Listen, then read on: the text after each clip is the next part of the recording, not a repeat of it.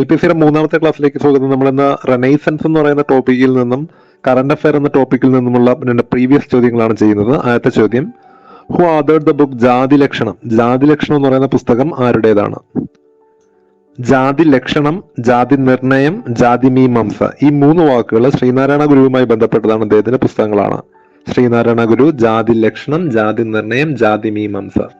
വൈകുണ്ഠസ്വാമികൾ സംശയത്തിൽ വരുന്നുണ്ടെങ്കിൽ വേറെ ഒന്നും ആലോചിക്കേണ്ട. വൈകുണ്ഠസ്വാമികളുമായി ബന്ധപ്പെട്ട രണ്ട് പുസ്തകങ്ങൾ മാത്രമേ PSC ഇതുവരെയും ചോദിച്ചിട്ടുള്ളൂ. ഒന്ന് അഖിലത്തിരുട്ടും, മറ്റൊന്ന് അരുൾനൂലും. വേറെ ഒന്നും ചോദിച്ചിട്ടില്ല വൈകുണ്ഠസ്വാമികളുമായി ബന്ധപ്പെട്ട്. അപ്പോ ശ്രീനാരായണ ഗുരുവിനെ ആലോചിക്കുക, ജാതി ലക്ഷണം, ജാതി നിർണയം, ജാതി മീമാംസ. ജാതി മീമാംസ എന്ന് പറയുന്ന പുസ്തകത്തിലാണ് ഒരു ജാതി ഒരു മതം ഒരു ദൈവം എന്ന് പറയുന്ന അദ്ദേഹത്തിന്റെ പ്രശസ്തമായ വരികൾ അല്ലെങ്കിൽ വചനങ്ങൾ ഉള്ളത്. അതിനോടൊപ്പം ആത്മോപദേശ ദശകം, ദൈവദശകം തുടങ്ങിയ പുസ്തകങ്ങളും പരീക്ഷയ്ക്ക് ചോദിച്ചിട്ടുണ്ട്. ആത്മോപദേശ ശതകം, ദൈവദശകം, ഇത് രണ്ടും പരീക്ഷയ്ക്ക് ചോദിച്ചിട്ടുള്ളതാണ്. ആത്മോപദേശ ശതകത്തിന്റെ വർഷവും ചോദിച്ചിട്ടുണ്ട്. അടുത്തതായിട്ട്, who won the best director award in the 65th national film award?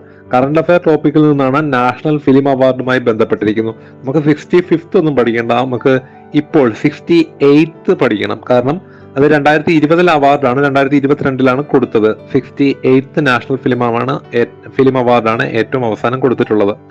അതിൽ best feature film Soorarai Pottru സിനിമയാണ്. ബെസ്റ്റ് ഡയറക്ടർ പരീക്ഷയ്ക്ക് പഠിച്ചു വെച്ചേക്കുക, സച്ചിദാനന്ദൻ. അയ്യപ്പനും കോശി എന്ന് പറയുന്ന സിനിമയുടെ ഡയറക്ടറാണ്. അത് പരീക്ഷയ്ക്ക് ചോദിച്ചിട്ടുണ്ട്, ഇതിനു മുമ്പേയും ചോദിച്ചിട്ടുണ്ട്.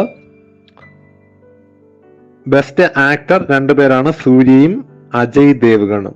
അവരുടെ സിനിമയുടെ പേരുകളും കൂടി ഒന്ന് ആലോചിച്ച് വെച്ചേക്കുക. അങ്ങനെ ഇത്രയുമാണ് നമ്മുടെ ഇന്നത്തെ ടോപ്പിക്കിൽ റെനൈസൻസുമായി ബന്ധപ്പെട്ട ശ്രീനാരായണ ഗുരുവിന്റെ പുസ്തകങ്ങൾ ഒന്ന് കവർ ചെയ്യുക. രണ്ടാമത്തേല് കറണ്ട് അഫയർ ടോപ്പിക്കിൽ നിന്ന് സിനിമ അവാർഡുകൾ, നാഷണൽ ഫിലിം അവാർഡും സ്റ്റേറ്റ് ഫിലിം അവാർഡും നല്ല രീതിയിലൊന്ന് പഠിക്കുക. ഓക്കെ, നാളെ നമുക്ക് മറ്റൊരു ടോപ്പിക്കുമായി കാണാം.